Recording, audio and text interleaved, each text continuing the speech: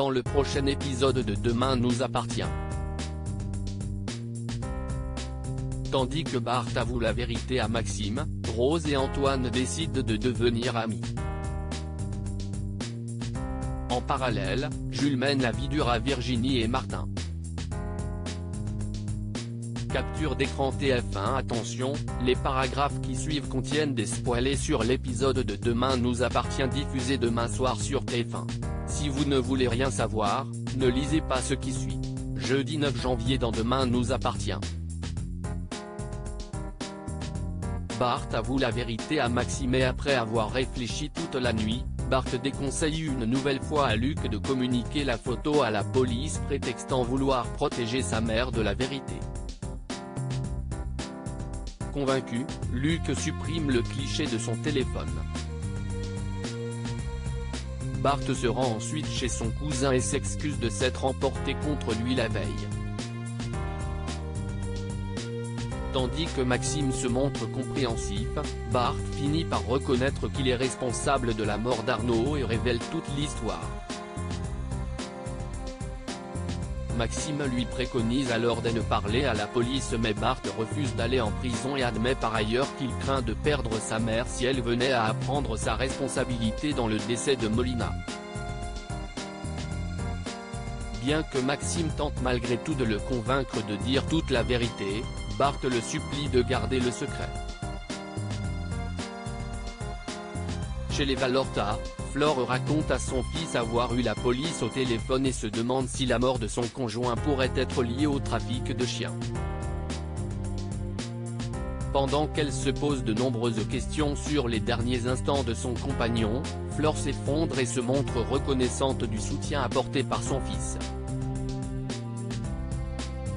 En fin de journée, Pauline arrive chez Flore et déclare qu'elle ne souhaitait pas lui laisser ses enfants durant cette période. Soulagée de retrouver sa progéniture, Pauline les prend dans ses bras et s'exclame qu'elle n'aurait jamais dû les laisser seuls ici car elle savait que cela se finirait mal.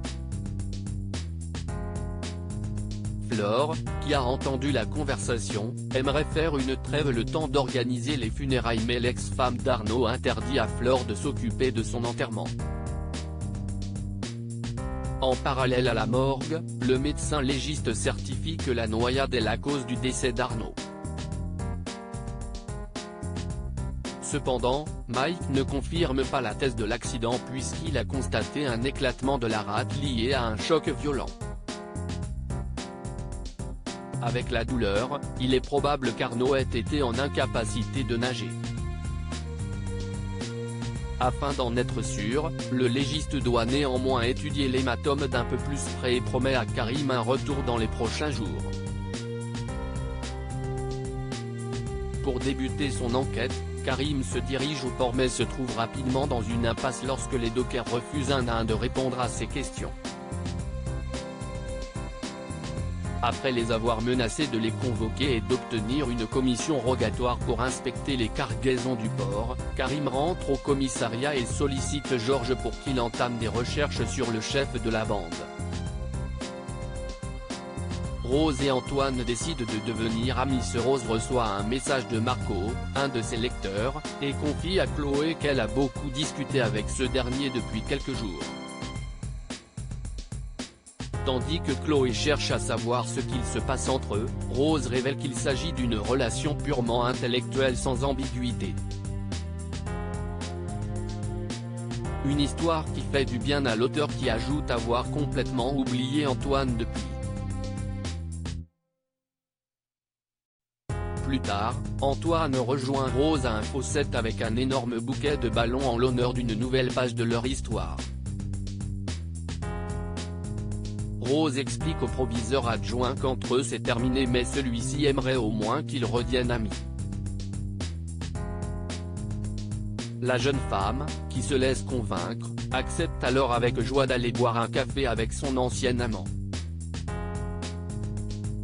En chemin, elle indique avoir eu de très bons retours sur son livre et précise discuter tous les jours avec l'un de ses lecteurs.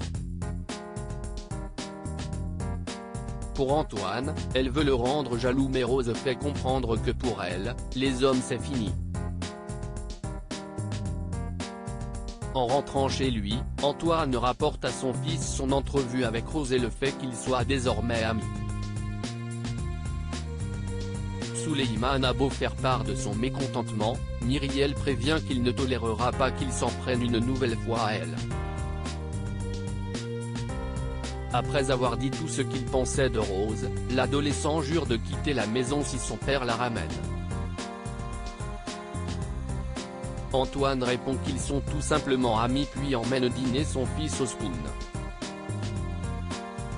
Jules mène la vie dure à Martin et Virginie bien qu'il ait promis à sa mère d'y penser, Jules exclut de cohabiter avec Martin.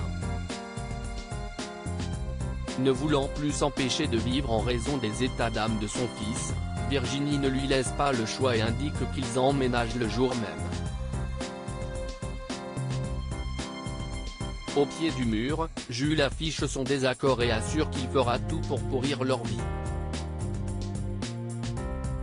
En fin de journée, les Corca arrivent chez Martin. Alors que Jules est glacial, l'avocate essaie de détendre l'atmosphère et précise qu'ils lui ont acheté une console. Mais rien n'y fait, Jules s'en moque. Lors du repas, l'adolescent se lève de table sans débarrasser.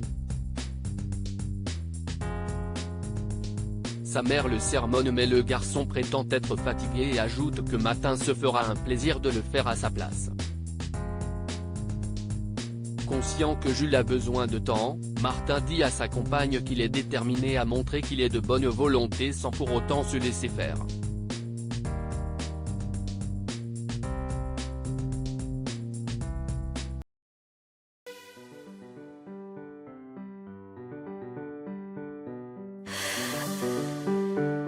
나